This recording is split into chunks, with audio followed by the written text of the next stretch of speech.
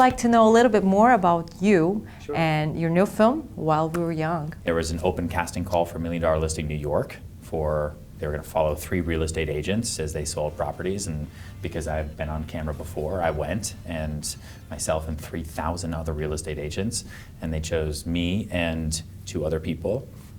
And because of that show and the popularity, people started seeing it, and the casting directors of While We're Young reached out to me, and they're the only people who ever, like, it's not like people all over the world then started reaching out to me like, hey, you're on TV, you should come be in this. And that's what people think. It doesn't happen. People don't pick up the phone or like, hey, you're on TV, will you do this? It's actually the opposite. It's more of like a door that I have to use and really push for. So the casting directors reached out and asked me if I would come and audition, and that's what I did. And with 300 other people or something like that, and then they cast me, and now I'm here. And how long was it until you you were trying to succeed as an actor in New York until you got to start working as a real estate broker? So how long did it take until you had to change a little bit? I graduated college in May of 2006, and I moved to New York in July of 2006, and I gave myself 2 years.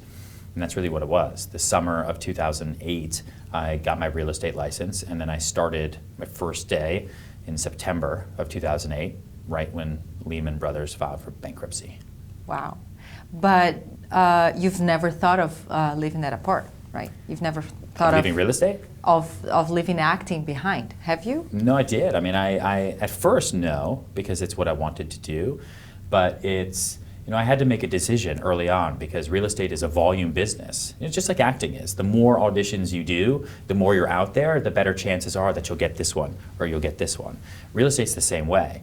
It's not like you just get one client and you know they're going to buy something and you're going to make money, and then this one, and then you could schedule time. No, because they might not buy something or they might not be able to get a loan. So it's a volume business. The more clients you have, the more listings you have, the better chances that you'll do this deal or do that deal. So I only have so much time in the day, so I had to figure out, like, do I want to be happy and be successful and try to make money and build a career out of real estate, or do I want to keep working for free as an actor?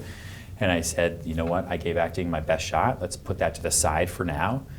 If something happens in the future, it'll happen, but I want to focus on real estate. And here we are. And why do you think they gave you the part? Because I'm awesome. I don't know. How did you? What did you feel when you went to that audition? Out of all all different sorts of auditions Sure. So like what we were talking about, I think that they were looking for somebody for a while to fill the role, and it's a tricky role. It's a small role, but it is a tricky role in the sense that there's so much that happens behind this guy's eyes. Outside of the lines, right? Because the lines, if you read them, like on the page, this guy is super obnoxious, and the things that he says can just seem like he's joking around or he just doesn't care. But I have learned in the past 6 years of being a real estate broker and then being a real estate broker on TV, and now I have people who come to me all the time and pitch me things and pitch me developments and say they want to work with me, and I know what it's like to be super busy in a suit, sitting across from a desk, and you have somebody who comes and sits next to you and they're telling you something that you care about for 10 seconds, and then you're just trying to be nice, and it just, there's a lot that's going into it because you have more things to do that are important. And I think that's hard to act if you haven't lived it or if you haven't researched it, and that's what the role is, and I do that every single day. And so I think I was able to portray that. And I think also the big difference was that I was the one person they saw that, sorry, there's a fly.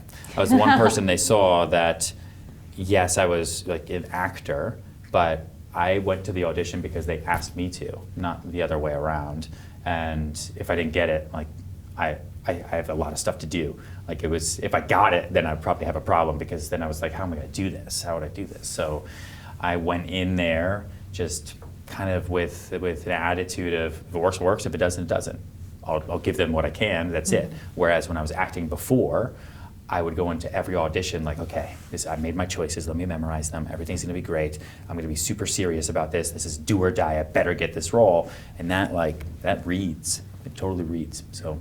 Now, your character is a little tricky and not always a nice guy, let's say. Wow. But do you relate to him somehow? You just said like sometimes like at work you need, as a real estate broker, you need to act like that a little bit.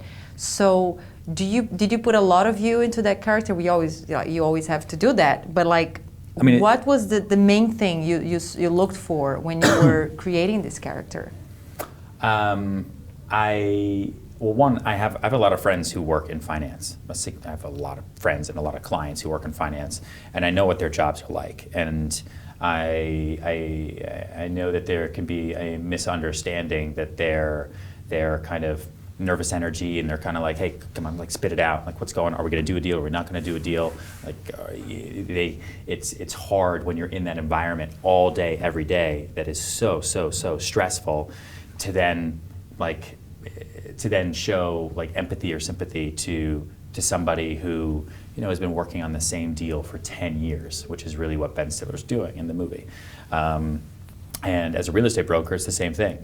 I'm working on 15 deals at a time, and for someone to come in and say, hey, let me talk to you for 30 minutes about one thing, I'm not trying to be mean, I'm not trying to be rude, I'm trying to take what you're saying, make it make sense in my head. If it's funny, it's funny, but I also have a lot of other things to do, so it's like, come on, like, shoot it out. So that's really what I focused on, like really what else he's doing that day and what makes him excited. And I think with every character, there's always the good and the bad. And I think that's what you have to find. And what do you have to say to HCC students, like the filmmaking students, people who want to go out there, make a career in filmmaking, like being an actor, a director, a producer? What is that you could say to them and advise? Sure. The one thing I would say, honestly, now, even the times have changed so much, even from when I was doing it in 2006. Like when I was walking around the city in 2006, I had a Palm Trio, the phone that had like the little stylus, like you couldn't connect to the internet. I mean, that was, you know what I mean? And now kids are born like with an iPhone in their hand. It's crazy. So, and that's in the movie, by the way. I think now, like you can create content whenever you want, and that's also part of the movie. I mean, it's. And I'm not just saying this because it's in the movie. It's like you don't have to just move to New York and hope that someone finds you or do something big and huge. If you are talented, if you love what you do and you're good at it, I mean, YouTube is accessed by the entire world. Vimeo is accessed by the entire world. Twitter just released Periscope. You can create 15-second, you can create live videos now that are accessed by the entire world. Someone needs to go on Instagram and create a TV series that's not TV, but like some sort of sitcom that's played out in 15-second intervals, and have it posted on Instagram, and then have what happens in the next 15-second interval be influenced by user comments, right? If someone does that now, then great. If they don't, someone should do that, and I'm sure someone will, because you can do that, right? And that's another way for people to be found. Like I thought when I was moving to New York that, I needed to do a big play, and then I'd get a good agent who would put me into small TV roles, and then slowly that would build, and that's what you think, and that's how it's going to work. But look how I got in this movie, through a reality TV show after I became a real estate broker. That's not in the book. I read the book about how to become an actor. That chapter wasn't there. So you can do like whatever you want now. And I think as long as you are just getting stuff out there and producing content in any way you can, and now it's not expensive. Like you can make movies with your iPhone now, right? With the flip cam.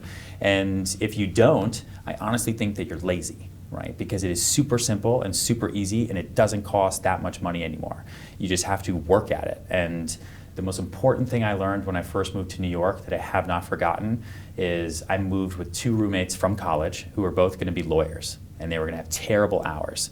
And we moved into a 1-bedroom that was being converted to a 3-bedroom, and I lived in what was half of the living room, and Dan lived in what was half the kitchen. He had the worst room. And then John, who had like the better lawyer job, he got like the real bedroom.